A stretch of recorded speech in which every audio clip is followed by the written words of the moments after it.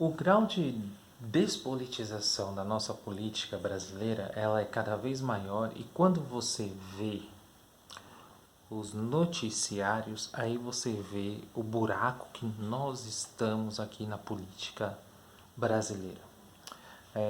A reflexão que eu trago aqui para vocês é sobre o Davi Miranda, do PSOL, deputado federal. Ele disse que está saindo do PSOL para ir ao PDT. Por quê? Segundo ele, é em oposição ao PT e essa chapa aí que vem acontecendo entre Lula e Alckmin. Olha só, ele pode fazer o que ele quiser, ou fazer a oposição ao PT, coisa que o pessoal deveria fazer de fato, mas o pessoal não anda fazendo porque a gente sabe que o Boulos vendeu o pessoal completamente para o PT e virou um puxadinho do PT. Isso até gente interna do próprio pessoal fala isso. Mas foi que nem um colega do nosso canal aqui disse, do qual até publicou a notícia e eu resolvi fazer o vídeo, é o que? Precisa avisar esse moço que esse PDT do qual ele está indo não é mais o PDT do Brizola. Esse é o grau de delírio. Não, e o mais, o pior de tudo é que ele vai se aliar ao Ciro, que perdeu completamente a noção da realidade. Ele apostou numa realidade de um antipetismo do qual ele está vendo que não está funcionando por conta do movimento da própria história e do curso das coisas.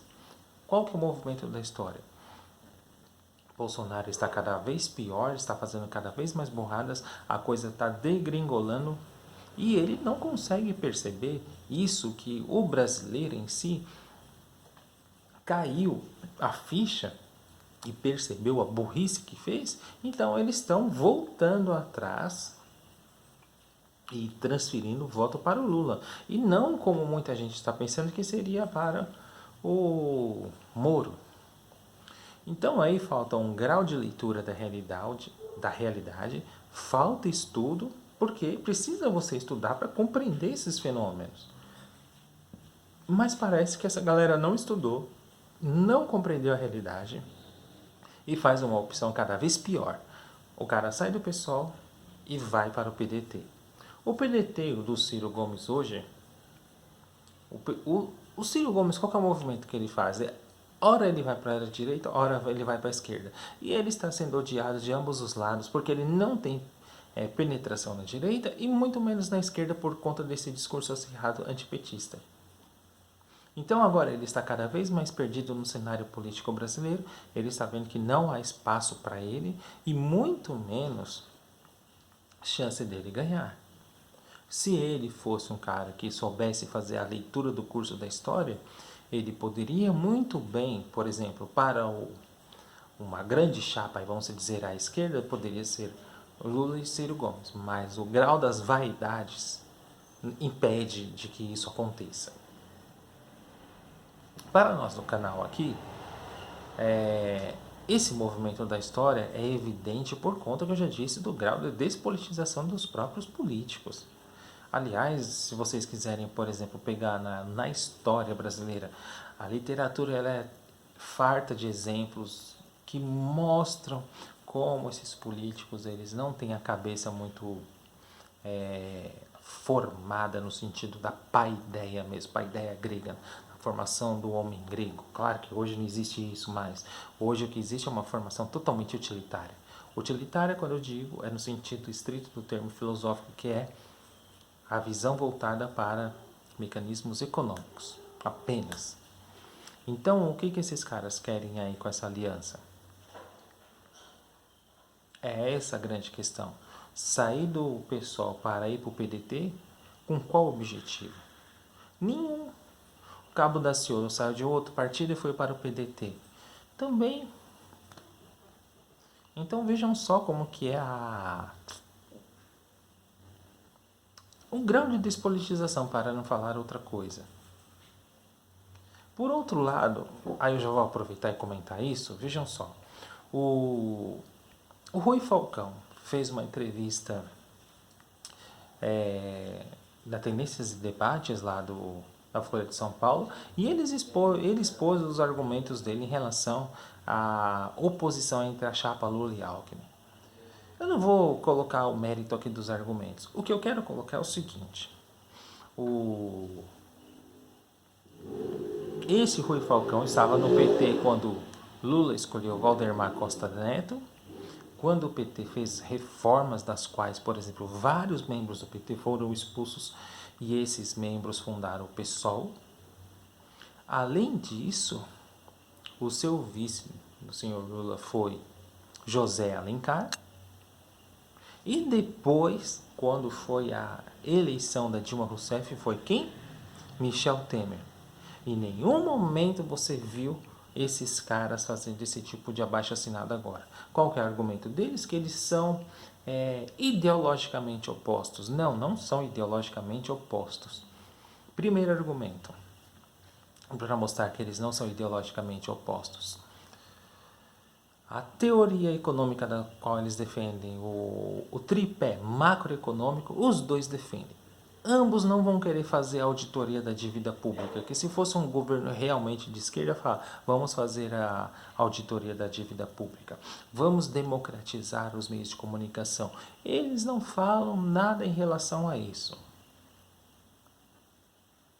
Então, se você perceber, no fundo, no frigir dos ovos, não há diferença. Eles fazem privatizações também. Eles fazem reformas também. Então, qual que é a diferença, cara, Rui Falcão?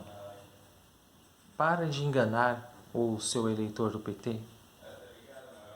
Isso aí é fazer o quê? É criar gado, dizer que são ideologicamente opostos, mas se você analisar na realidade, eles não são ideologicamente opostos. Muito pelo contrário, eles são muito parecidos. Não é à toa que estão construindo a chapa Lula e Alckmin. Aliás, para mim, posso estar errado, mas essa chapa está 100% certa. Por quê? Porque o Lula quer fazer uma chapa para ganhar e não para perder. Do outro lado, você vê o marreca do Sérgio Moro lá, com aquele velho argumento da corrupção. O plano de governo dele é corrupção. Esse cara for pro Pará, para a selva amazônica, ele nunca mais volta aqui pro Paraná. Ele não conhece, né? O Brasil não tem noção de projeto político, econômico, etc. E tal, não. É um completamente perdido. Então é esse o grau de despolitização. Isso me faz pensar que esses políticos, eles são cada vez mais fisiológicos. Foi que nem um caro colega aqui do canal, o Thiago, ele disse que daqui a pouco esse Davi Miranda já está no centrão. É capaz de acontecer isso mesmo, a gente não pode duvidar. Da política a gente não duvida nada, a gente tem que ter os pés ali no chão, que nem o Maquiavel. Né? É duro, viu? É duro você ver essas notícias e você ver que esses caras não contribuem em nada para o alavancar do debate brasileiro. Por esta razão que é preciso que nós, enquanto cidadãos, criemos mecanismos de participação social, que é a tal da chamada democracia participativa, ou seja, nós, enquanto cidadãos pertencentes da polis, precisamos criar mecanismos dos quais nós podemos participar dessa democracia. Já mencionei vários exemplos aqui. Criar um clube popular de educação e cultura,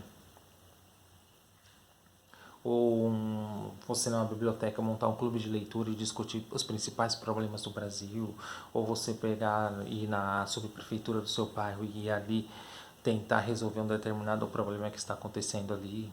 Enfim, existem vários mecanismos dos quais a gente pode largar esse fato dessa democracia representativa e fazer a democracia participativa de fato funcionar.